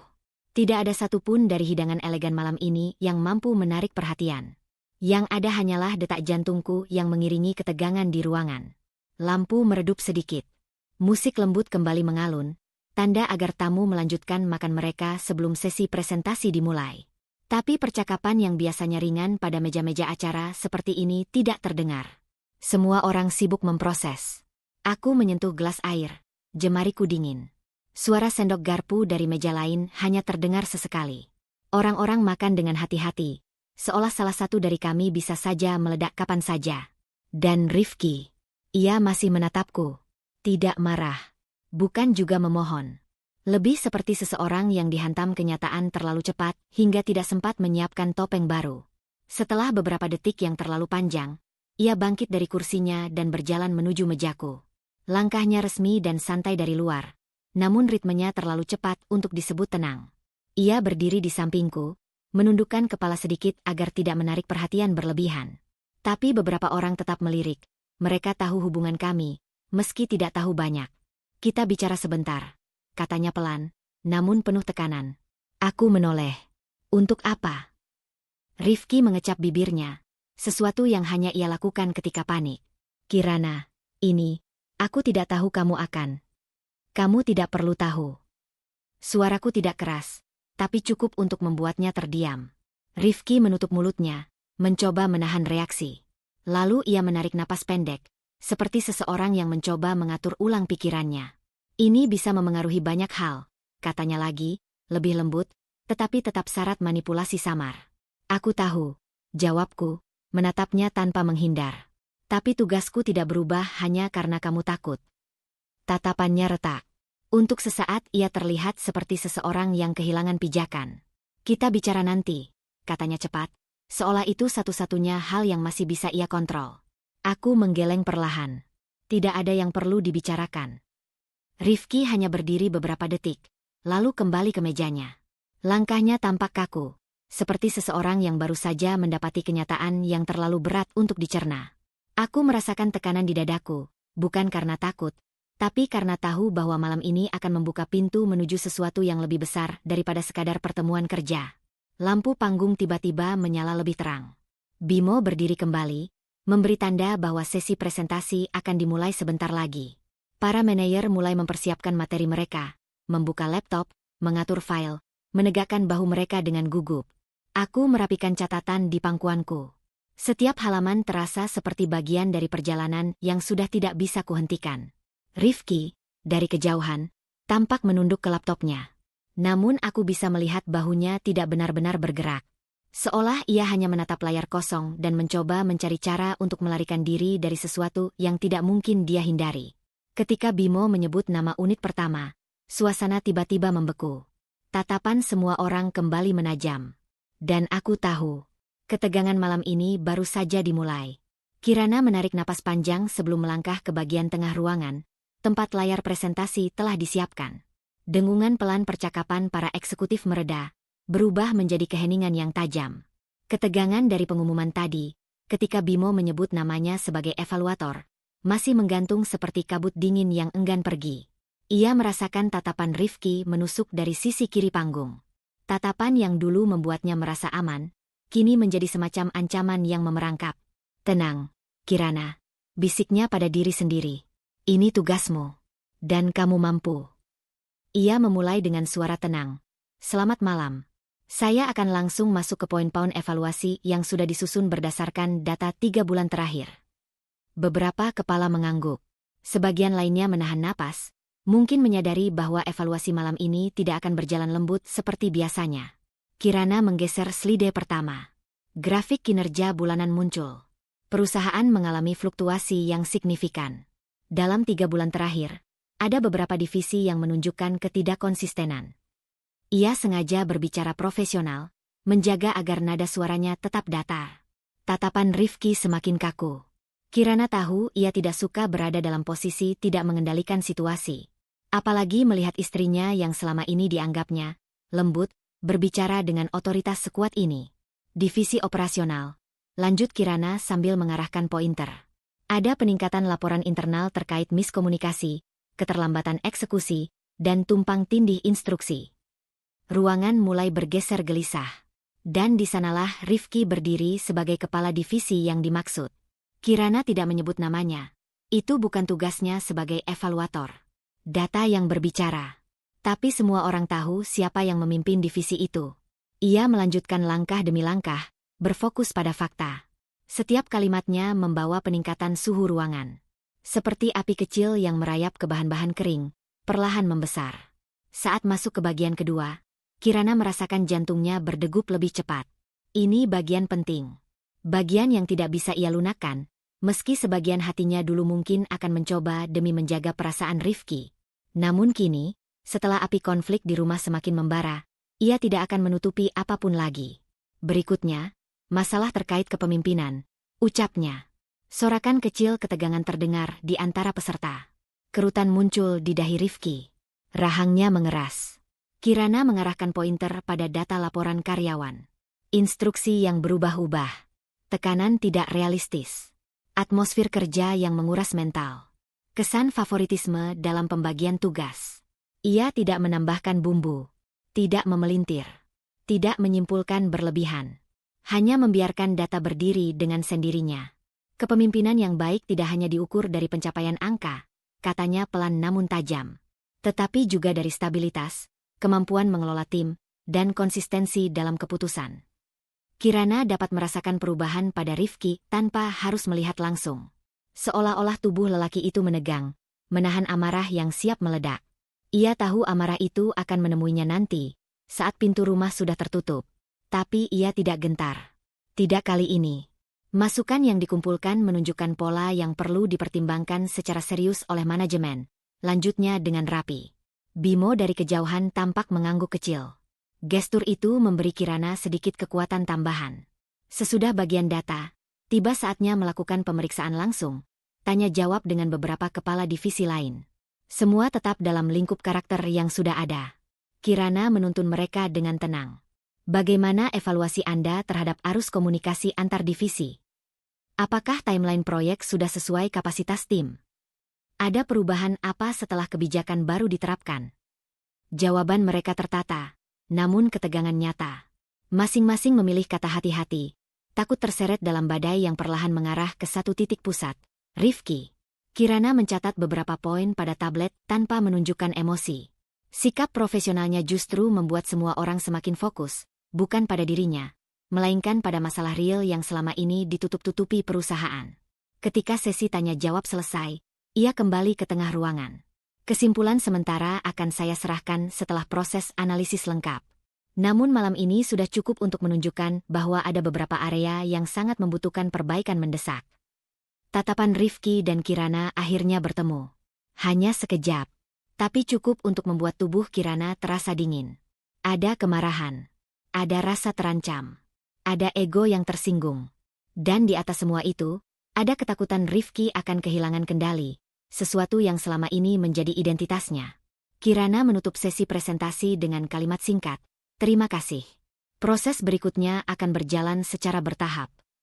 Tepuk tangan pelan terdengar, meski tidak serempak. Sebagian besar hanya merasa perlu memberikan respons formal. Namun bahkan tepuk tangan itu pun terasa seperti getaran kecil yang menambah panas di udara. Begitu ia melangkah turun dari panggung, Kirana menarik napas panjang. Tangannya sedikit bergetar, bukan karena takut, tapi karena beban besar yang baru saja ia lepaskan. Beban yang selama ini terpendam, beban yang menuntut untuk dihadapi.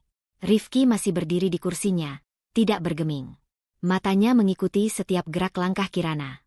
Sorotnya tajam, seperti seseorang yang merasa posisinya direbut. Kirana tidak berhenti, tidak menoleh, tidak memberi celah untuk membuat dirinya goyah lagi. Saat ia mencapai meja pinggir ruangan untuk mengambil segelas air, ia merasa dadanya menghangat oleh sesuatu yang baru, keberanian. Keberanian yang tidak muncul dari amarah, tetapi dari kejelasan bahwa ia sudah terlalu lama dikungkung. Dan ketika pintu ruangan makan malam kembali terbuka untuk sesi berikutnya, Kirana tahu satu hal. Malam ini, suhu konflik sudah naik. Dan setelah ini, tidak akan ada jalan mundur. Suasana ruangan masih panas setelah Kirana turun dari panggung. Meja-meja masih penuh dengan piring dan gelas yang belum disentuh lagi sejak sesi evaluasi dimulai. Semua orang mencoba kembali bernapas normal, tetapi ketegangan menggantung terlalu berat untuk benar-benar menghilang. Kirana belum sempat duduk ketika Bimo kembali berdiri di depan ruangan, memberi isyarat kepada teknisi untuk menampilkan dokumen berikutnya di layar besar. "Kita masih memiliki satu bagian penting dari acara malam ini," katanya dengan suara yang dibuat netral. "Bagian ini akan menyorot beberapa temuan yang baru diterima tim dalam 2 minggu terakhir." Kirana langsung tahu apa maksudnya. Ia telah melihat dokumen itu dalam proses awal evaluasi. Dokumen yang, meski tidak ia sebutkan secara eksplisit tadi, sudah memperlihatkan pola mencurigakan. Rifki yang baru saja berdiri ingin mendekatinya, berhenti di tengah langkah saat mendengar kata, "temuan baru." Bahunya menegang. Kirana melihat dari ekor mata bagaimana ekspresi Rifki berubah, dari marah menjadi waspada. Layar menyala, menampilkan halaman depan laporan operasional yang menjadi dasar banyak kebijakan Rifki selama beberapa bulan terakhir. Bimo menjelaskan dengan hati-hati, "Kami menemukan kemiripan signifikan antara laporan internal perusahaan kita dan dokumen dari konsultan luar 3 tahun lalu. Kemiripan ini hampir identik." Seisi ruangan mulai bergerak gelisah. Beberapa tamu saling pandang. Ada yang menahan napas. Ada yang langsung mengambil ponsel, membandingkan file yang mereka miliki. Kirana menahan diri untuk tidak mengalihkan tatapan. Ia membiarkan Bimo memimpin proses ini. Tugasnya malam ini adalah mengevaluasi secara objektif, bukan mengeksekusi temuan tambahan. Slide berikutnya muncul. 2 dokumen terpampang berdampingan, laporan operasional yang ditandatangani Rifki, dan laporan lama dari konsultan yang tersimpan di arsip digital perusahaan. Grafik, tabel, struktur paragraf, semuanya hampir sama. Bahkan kesalahan ketik kecil pun sama persis. Suara gumam memenuhi ruangan. "Astaga, ini sama semua. Tidak mungkin ini kebetulan. Plagiasi? Di perusahaan sebesar ini?" Kirana merasakan hawa dingin menjalar di punggungnya. Meski ia sudah tahu ini akan muncul, melihatnya ditampilkan terang-terangan di depan para pemegang kekuasaan perusahaan memberi dampak berbeda. Seolah dunia yang selama ini hanya bergetar halus tiba-tiba diguncang dari dasar. Rifki melangkah maju 1 langkah, wajahnya pucat tapi tetap berusaha menahan kontrol. Saya bisa jelaskan, katanya dengan suara tertekan, meski masih mencoba terdengar tegar. Namun Bimo mengangkat tangan pelan. Tunggu dulu. Kita lihat datanya sampai akhir. Slide ketiga muncul. Daftar metadata digital ditampilkan. Tanggal pembuatan, waktu modifikasi, dan catatan sistem. Semua menunjukkan bahwa laporan itu bukan dikembangkan dari data baru, melainkan disalin dari sumber lama lalu diedit sedikit untuk menyesuaikan situasi perusahaan saat ini. Kirana merasakan napasnya tercekat. Ia membiarkan temuan itu bicara sendiri. Tidak ada yang bergerak. Tidak ada yang berani memecah keheningan. Bimo melanjutkan, laporan ini menjadi dasar bagi beberapa kebijakan strategis yang belakangan dipertanyakan efektivitasnya. Dan karena laporan ini berasal dari divisi operasional, maka tanggung jawab utamanya berada pada kepala divisi. Semua tatapan beralih ke Rifki. Lelaki itu menelan ludah. Saya memang menggunakan laporan lama itu sebagai referensi, tapi bukan menyalin. Saya mengadaptasinya. Adaptasi? Salah satu eksekutif mengulang dengan nada skeptis. Tapi di sini bahkan catatan kaki yang salah ejaannya sama. Rifki terdiam. Kirana melihat sesuatu runtuh perlahan di mata suaminya. Bukan hanya wibawa, tetapi juga pertahanan yang selama ini ia pasang untuk menyembunyikan ambisinya. Ia tahu sifat manipulatif Rifki. Ia tahu Rifki sering mengambil jalan pintas. Tapi melihat bukti setelanjang ini membuat Kirana menyadari betapa dalam kebiasaan buruk itu telah berakar. Slide terakhir muncul, berisi catatan ringkas dari verifikator data. Plagiasi tingkat tinggi. Kemiripan mencapai lebih dari 90%. Ruangan kembali meledak dalam bisik-bisik tajam. Terlalu berbahaya kalau diteruskan. Ini bisa mencoreng reputasi kita. Kok bisa seseorang dengan posisi itu melakukan hal seperti ini? Kirana menahan napas lain yang hampir pecah. Kata-kata itu menusuk. Tidak hanya pada Rifki, tapi juga pada sisi dirinya yang dulu-dulu terlalu sering memaklumi tingkah suami demi menjaga kedamaian palsu. Bimo akhirnya menoleh ke Rifki. Kami ingin mendengar penjelasan langsung darimu. Rifki menarik napas panjang, tapi suara yang keluar terdengar rapuh. Saya hanya ingin mempercepat proses. Waktu itu target sangat mepet. Saya tidak berniat. Saya pikir tidak akan ada yang menyadari. Saya hanya berusaha membuat divisi saya terlihat baik. Kirana memejamkan mata sejenak. Kalimat itu, membuat divisi saya terlihat baik, menggema seperti ironi paling pahit. Rifki bahkan tidak berusaha menyangkal sepenuhnya. Ia hanya mencoba membuat alasannya tampak masuk akal. Beberapa tamu menggeleng pelan. Ada yang memandang dengan kecewa, ada juga yang menahan marah. Bimo kemudian berkata, fiksi atau tidak, data menunjukkan bahwa laporan ini bukan hasil kerja orisinal. Dan karena laporan ini menjadi fondasi keputusan besar, maka konsekuensinya sangat serius. Rifki menatap layar, wajahnya semakin pucat. Bahunya turun sedikit, seperti seorang prajurit yang baru saja kehilangan pedang terakhirnya.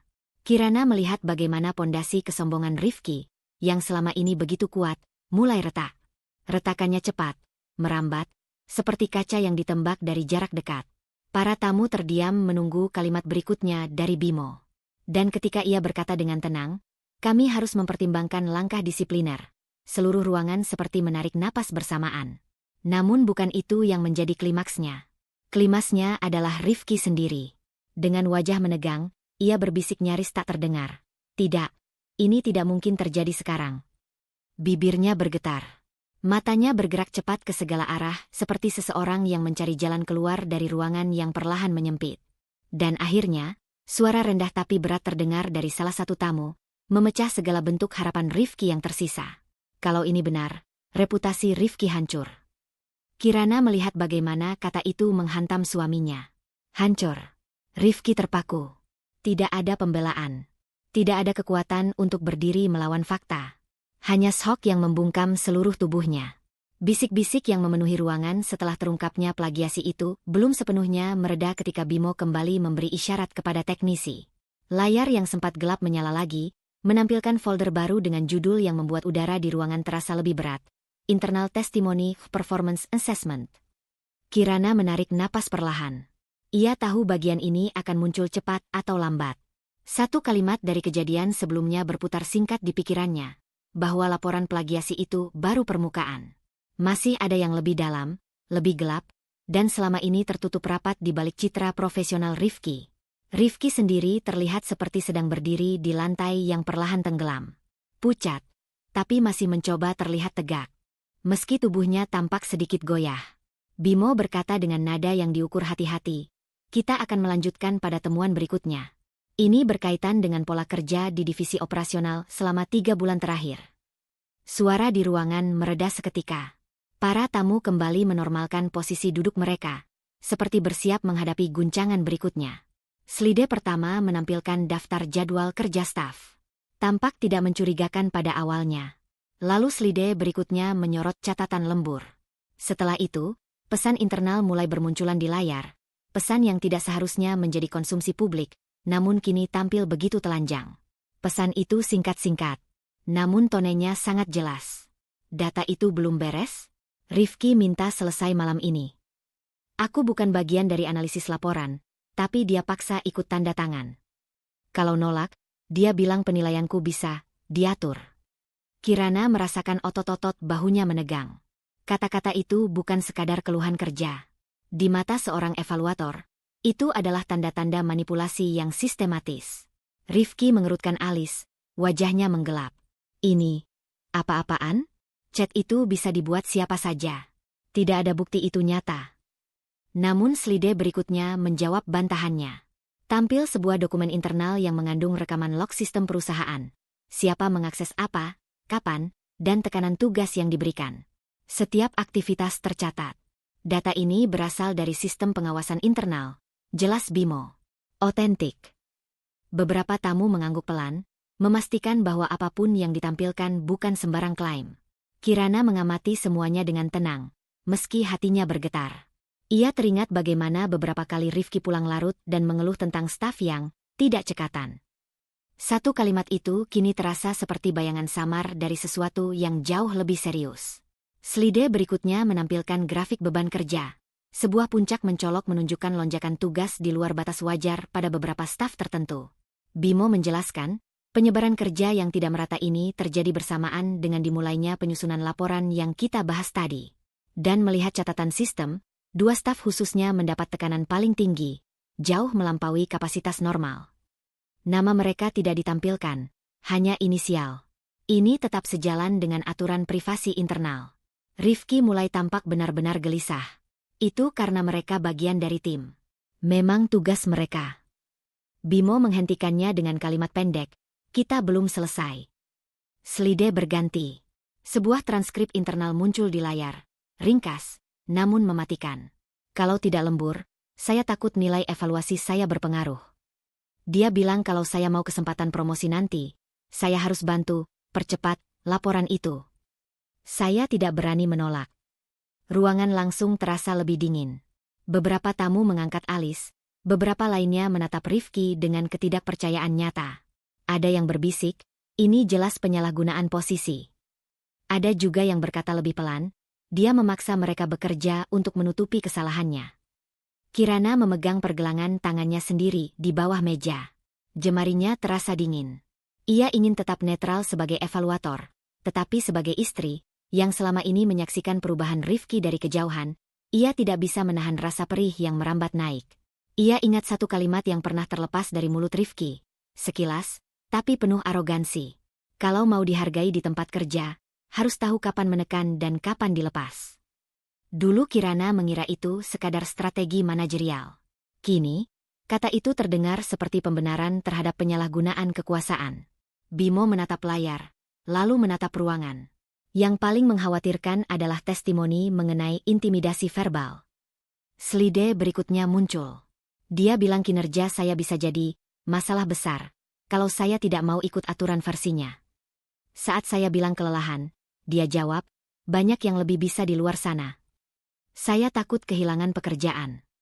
Beberapa tamu langsung menutup mulut dengan tangan, terkejut. Seorang eksekutif berbisik, ini bukan sekadar tegas. Ini memaksa. Kirana merasakan perutnya mengerut. Ia tahu Rifki ambisius, tapi ia tidak tahu sejauh apa efeknya pada orang lain.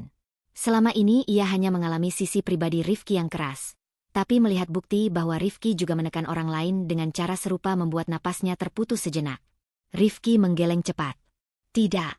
Itu diperbesar. Mereka salah paham. Namun pada saat itu, slide terakhir muncul. Grafik korelasi sederhana. Setiap kali Rifki menghadapi tenggat atau tekanan dari atasannya, beban kerja staf tertentu melonjak tajam. Polanya terlalu jelas untuk diabaikan. Dan ruangan kembali membeku, lebih pekat dibanding sebelumnya. Rifki berdiri diam, tetapi Kirana melihat sesuatu berubah di dalam dirinya. Panik yang tadi hanya sekedar bayang-bayang kini tampak nyata di wajahnya. Matanya bergerak liar, seakan mencari dukungan yang tidak kunjung datang. Tidak ada satupun tamu yang membelanya. Tidak ada yang mengangguk mengerti atau mencoba memberi alasan. Hanya tatapan-tatapan yang turun menjadi penilaian yang tajam. Bimo akhirnya berkata pelan, namun tegas, ini menunjukkan pola penyalahgunaan wewenang. Dan mengingat posisi kepala divisi, konsekuensinya sangat serius. Rifki terdiam. Rahangnya menegang, matanya berkedip cepat seperti sedang menahan sesuatu yang hampir pecah. Di hadapan ruangan penuh orang, pria itu tampak menyusut. Bukan hanya karena fakta yang ditampilkan, tetapi karena ia tahu, dan Kirana tahu, bahwa semua suara yang dulu ia bungkam kini muncul satu persatu, tidak bisa lagi ditahan. Tekanan yang menimpa Rifki menjadi semakin berat. Kirana melihat bagaimana pundaknya merosot sedikit. Untuk pertama kalinya malam itu, Rifki tampak benar-benar kalah. Ruangan belum kembali bernapas ketika Bimo memberi isyarat untuk membuka folder terakhir. Cahaya layar kembali menyorot wajah-wajah yang mulai tegang. Aib pertama sudah mengguncang reputasi Rifki. Aib kedua meruntuhkan pondasinya. Dan kini, Kirana tahu apa yang akan muncul berikutnya. Sesuatu yang tidak bisa dibantah, tidak bisa disamarkan, dan tidak bisa diputarbalikan dengan alasan kelelahan atau salah paham. Transaksi keuangan.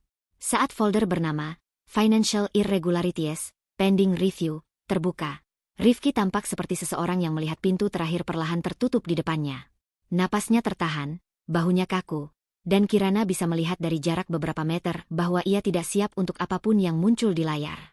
Bimo berbicara dengan suara tenang, tetapi ketenangan itu justru membuat semua orang semakin waspada. Kita sampai pada bagian yang paling sensitif. Beberapa tamu menegakkan punggung mereka. Tidak ada yang menyentuh minuman. Tidak ada yang berbisik. Hanya senyap yang memperdalam tekanan. Slide pertama menampilkan tabel sederhana. Tanggal, nominal, dan kode divisi.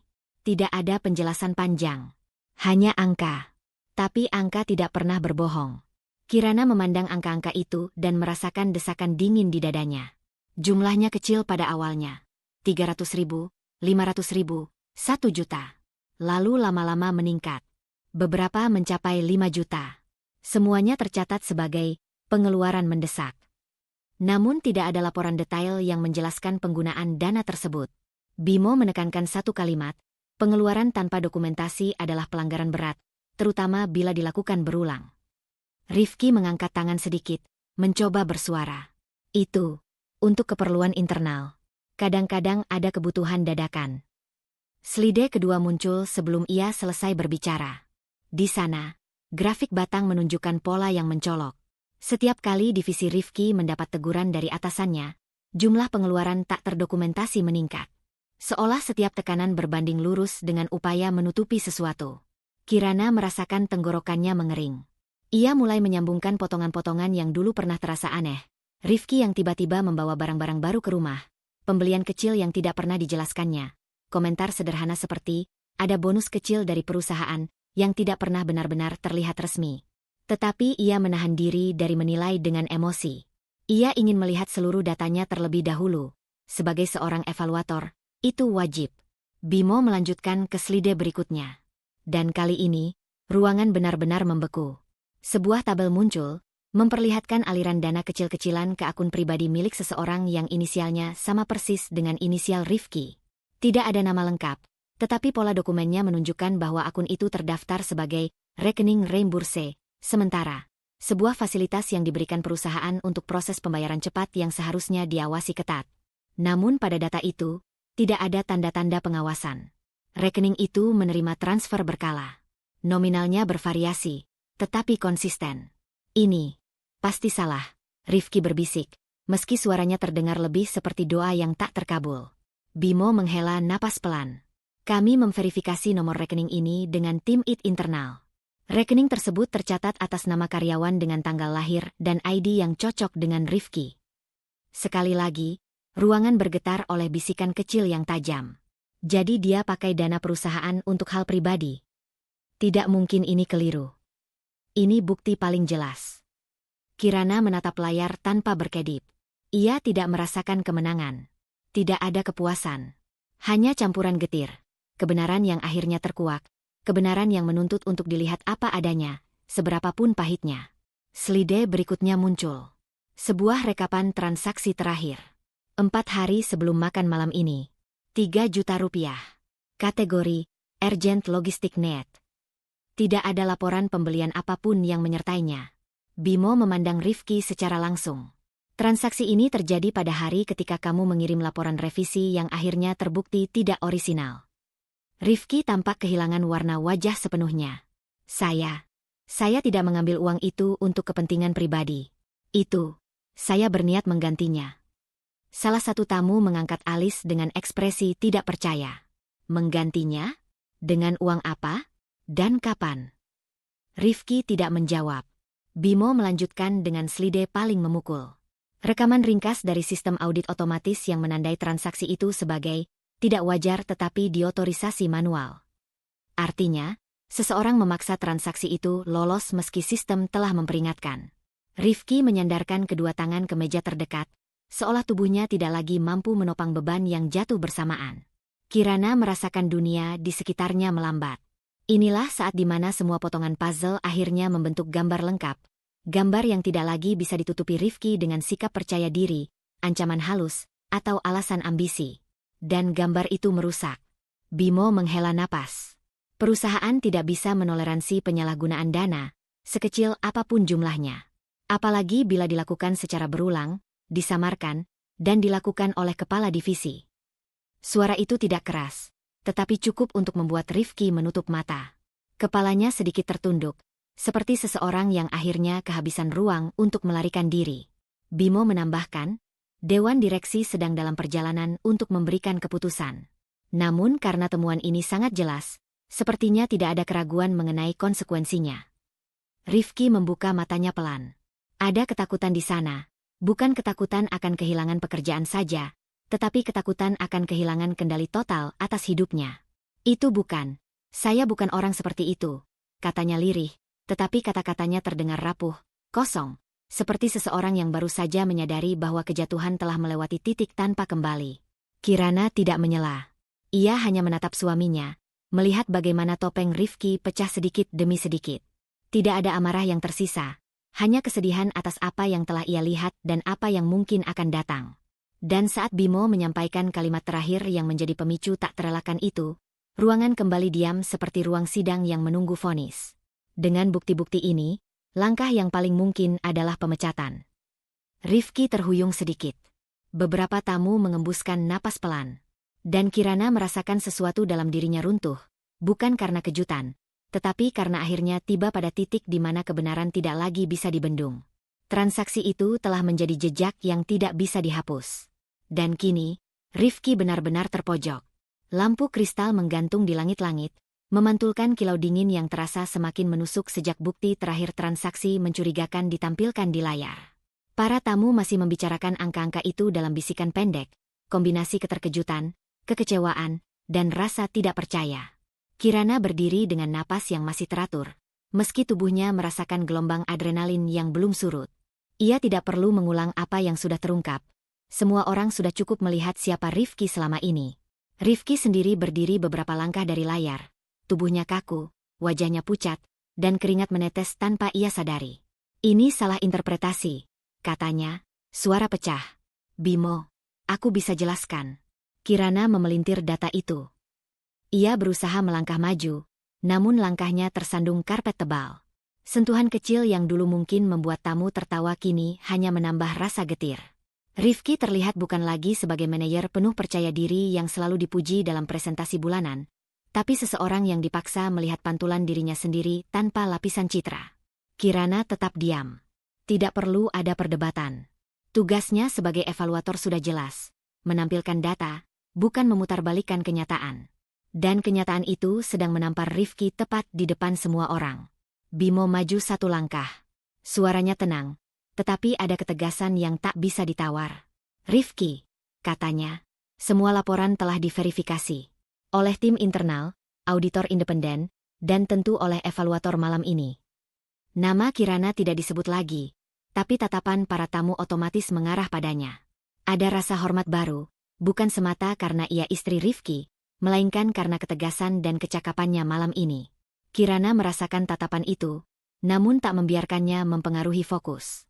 Ia tetap memandang lurus pada Rifki, bukan sebagai suami, bukan sebagai seseorang yang pernah ia perjuangkan, tetapi sebagai sosok tanggung jawab profesional yang sedang ia nilai. Rifki mendengus pendek, putus asa. "Aku sudah kerja lembur.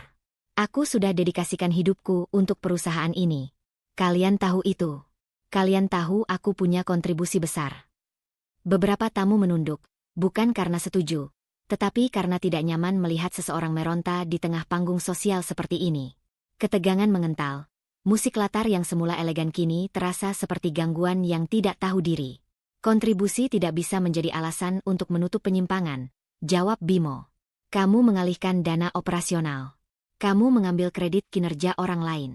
Kamu memanipulasi bawahan agar menutup-nutupi kelalaianmu. Semua itu bukan lagi wilayah negosiasi." Rifki meraih tepi meja, seperti mencari pegangan agar tidak runtuh. "Kirana." Ia menyebut nama itu dengan nada yang tidak pernah Kirana dengar. Bukan marah, bukan memerintah, melainkan memohon. "Kamu bisa jelaskan pada mereka, kan?" Tatapan Kirana terangkat pelan. Ada suara kecil di dalam dirinya yang mengingat pertengkaran beberapa malam lalu, saat ia berdiri menghadapi kemarahan Rifki yang meledak karena pengumuman evaluasi.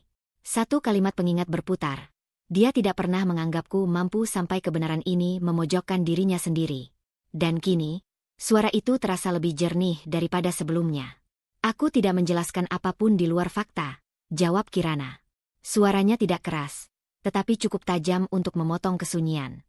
Dan semua fakta sudah ditampilkan. Rifki menatapnya lama, seolah menunggu sesuatu yang bisa menyelamatkannya. Namun yang ia temukan hanyalah ketegasan yang tidak pernah ia prediksi datang dari Kirana. Ketegasan yang mungkin selama ini ia abaikan. Bimo menarik napas pelan. "Dengan mempertimbangkan semuanya," katanya, "dan dengan pertimbangan dewan yang sudah menyetujui keputusan akhir, kami harus menyampaikan bahwa efektif malam ini." Para tamu mengangkat kepala. Seorang perempuan di ujung ruangan menahan napas. Piring-piring berhenti berbunyi. Dunia seolah menahan waktu. Rifki resmi diberhentikan dari jabatannya. Kata-kata itu turun seperti palu ke meja. Sederhana, tetapi menghancurkan. Rifki menutup mata, menunduk, lalu tubuhnya membungkuk sedikit, seperti kehilangan oksigen. Ia tidak berteriak, tidak membantah lagi. Penyangkalan berulang kali ternyata tidak mampu membendung bukti yang telanjang di hadapan semua orang. Beberapa tamu mengalihkan pandangan karena merasa tidak enak. Sebagian lain menatap dengan campuran keterkejutan dan rasa lega. Kerusakan sudah terjadi, dan semua orang tahu keputusan itu tidak lagi bisa ditunda. Kirana tetap diam. Tentu ada rasa pedih yang menggerus perutnya. Bagaimanapun, Rifki adalah suaminya. Tetapi rasa pedih itu tidak lagi menguasai seluruh dirinya seperti dulu. Di balik itu, ada ketenangan yang tumbuh, sebuah kejelasan bahwa keadilan bukan sesuatu yang harus ia takuti. Rifki akhirnya membuka mata dan menatap Kirana, masih mencari sesuatu, dukungan, pembelaan, atau ampunan. Kirana tidak memberi salah satunya. Yang ia berikan hanyalah kejujuran dalam bentuk paling sederhana, tatapan lurus tanpa kepura-puraan. Bimo menambahkan, "Kami akan mengatur langkah-langkah administrasi setelah acara ini. Untuk sekarang, mohon maaf kepada para tamu atas ketidaknyamanan yang terjadi." Para tamu mengangguk tipis sebagai bentuk penerimaan. Suara pelan mulai muncul, bergema seperti angin dingin. Bisikan-bisikan tentang kejatuhan Rifki, tentang evaluasi yang tak bisa ia hindari, tentang Kirana yang berdiri begitu kuat. Rifki melangkah mundur. Tidak ada yang menghampiri. Tidak ada yang mengulurkan tangan. Dalam ruangan sebesar itu, ia tampak begitu kecil. Kirana menarik napas panjang. Dadanya sesak, tetapi bukan karena takut. Ini adalah penutup dari sesuatu yang lama ia tunda.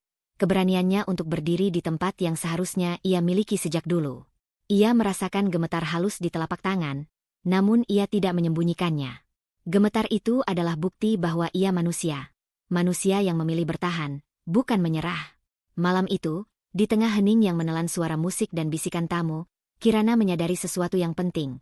Ia tidak lagi berjalan di belakang seseorang. Ia berdiri sendiri, dengan pijakan yang lebih kuat daripada sebelumnya. Dan ketika Rifki meninggalkan ruangan tanpa menoleh, Kirana tahu bahwa berikutnya bukan lagi tentang kejatuhan seseorang, tetapi tentang langkah pertamanya menuju kebebasan yang selama ini dibungkam. Begitu pintu ballroom tertutup dan suara langkah Rifki menghilang di balik lorong panjang hotel, Kirana merasakan sesuatu yang tidak langsung bisa ia definisikan. Bukan lega sepenuhnya, bukan pula sedih dalam bentuk yang ia kenal. Rasanya seperti berdiri di tepi jurang lama yang akhirnya runtuh di belakangnya.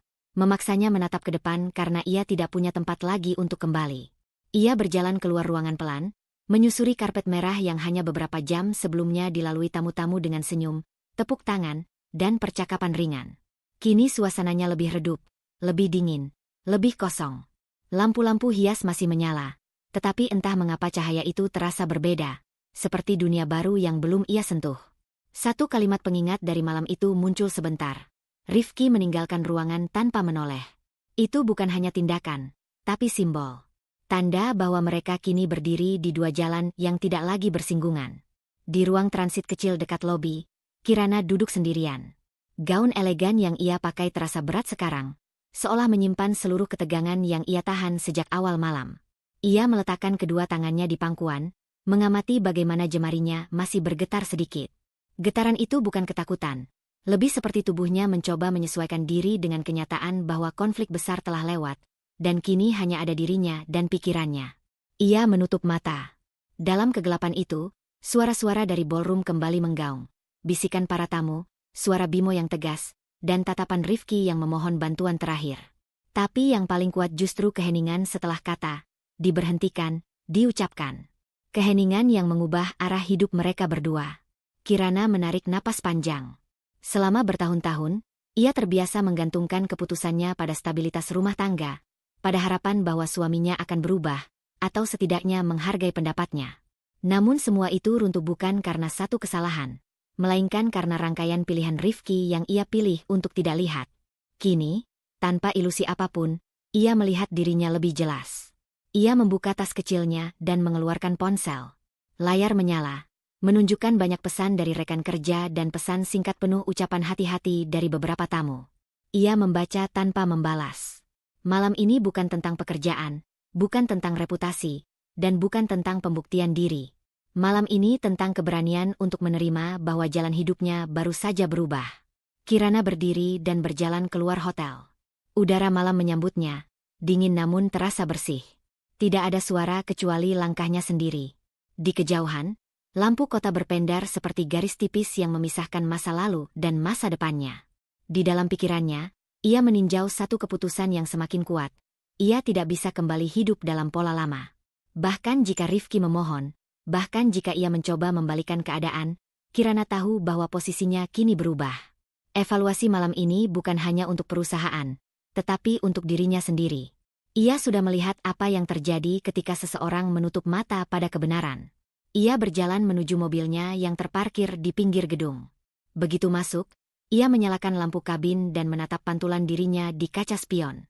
Mata yang tadi menahan banyak emosi kini terlihat lebih tenang, meski lingkar kecemasan masih samar. Aku bisa menghadapi ini, gumamnya pelan. Bukan afirmasi, tetapi pengakuan. Ketika mesin mobil dinyalakan, Kirana tidak langsung melaju.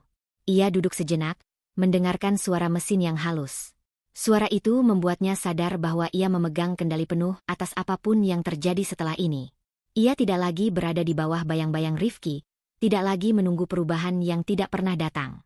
Yang belum jelas hanyalah satu hal. Apa yang akan ia lakukan dengan hidupnya yang baru saja terbuka kembali? Ia memikirkan pekerjaannya, reputasi profesionalnya yang malam ini justru bersinar. Ia memikirkan rumah yang kini terasa seperti tempat yang hanya berisi kenangan retak. Ia memikirkan ketakutan kecil yang menunggu ketika konflik rumah tangga harus benar-benar diselesaikan secara nyata. Bukan di ruangan hotel, bukan dengan bukti digital, tetapi dengan percakapan yang tidak bisa dihindari. Namun di antara semua itu, Ada sesuatu yang lebih mendasar. Kirana ingin memilih tanpa dibayangi rasa bersalah. Ia ingin memilih karena itu baik baginya, bukan karena ia merasa harus mengorbankan diri demi orang lain. Ia mulai menyetir pelan, melewati jalan-jalan kota yang mulai sepi. Lampu-lampu toko memudar satu persatu, seperti tirai yang menutup hari panjang. Di setiap lampu merah yang ia berhenti, Kirana mencoba merasakan tubuhnya kembali. Bagaimana dadanya terasa lebih ringan, bagaimana pikirannya tidak lagi dipenuhi suara marah Rifki, bagaimana ada ruang kosong yang dulu tidak pernah ia miliki. Ruang itu bukan menakutkan, justru menenangkan. Beberapa menit kemudian, Kirana mengambil jalan memutar, bukan langsung menuju rumah. Ia berhenti di taman kota yang sederhana, tempat yang pernah ia datangi beberapa kali ketika butuh berpikir. Ia mematikan mesin mobil dan keluar, membiarkan malam menyelimuti dirinya. Angin menerpa rambutnya lembut. Pohon-pohon bergemerisik pelan. Di bangku dekat kolam kecil, Kirana duduk dan merapatkan gaunnya karena udara semakin dingin. Ia menatap air yang memantulkan cahaya lampu jalan. Tenang, tetapi terus bergerak, seperti pikirannya malam ini. Inilah pertama kalinya setelah sekian lama ia duduk tanpa merasa diawasi, dinilai, atau dikecilkan. Hanya dirinya sendiri. Hanya suaranya sendiri yang perlu ia dengarkan. Setelah semuanya rubuh, pikirnya, aku masih berdiri. Kalimat itu datang begitu saja. Bukan untuk membesarkan hati, melainkan sebagai fakta sederhana. Ia tidak runtuh bersama Rifki. Ia tidak terseret bersama reputasinya.